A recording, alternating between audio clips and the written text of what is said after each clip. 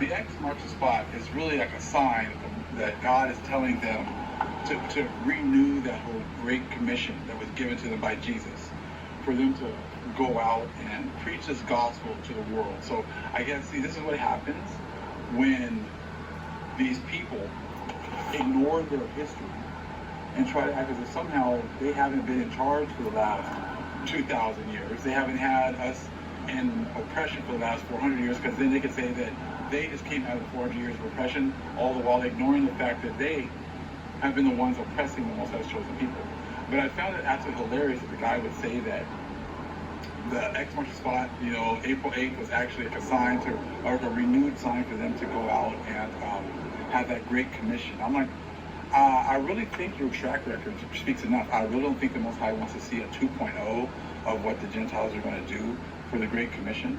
You guys went ahead and you spread your religion for the last couple thousand years. And how exactly did you guys do that?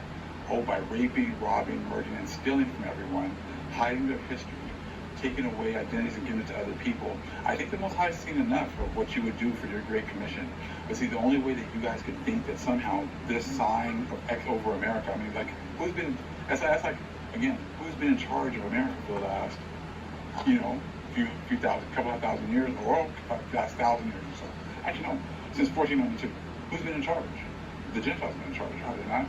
So why would the Most High actually give you guys another opportunity to run things once again?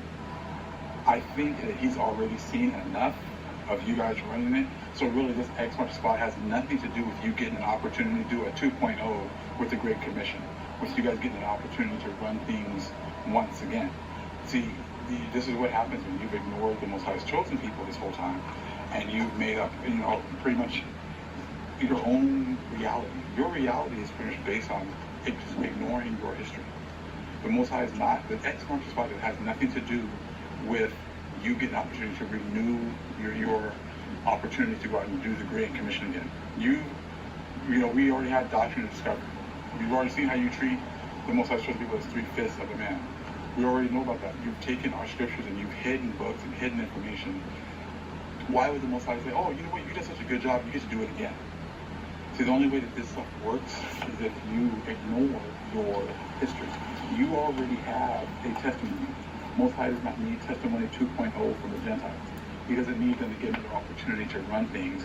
You've already ran things into the ground enough. See, this is why your prophecies don't work. Because you say things like, well, the elites want it, but they're going to destroy everything so they can build it right back up. Again, see, that's why your prophecies don't work. Why would the elites want to destroy everything when they control everything? Everyone, the vast majority of the world, 99% of the people are lost right now because the elites have been running everything. People don't know. All the religions are pretty much based upon people not knowing anything, right? So why destroy it and build it up again so people don't know anything? People don't know anything already. They don't want to read. They don't want to study, so they're already stuck right now. The vast majority of the people in the world is stuck. They don't want, we're bringing out all this information, and you don't hear anyone trying to break down the different histories.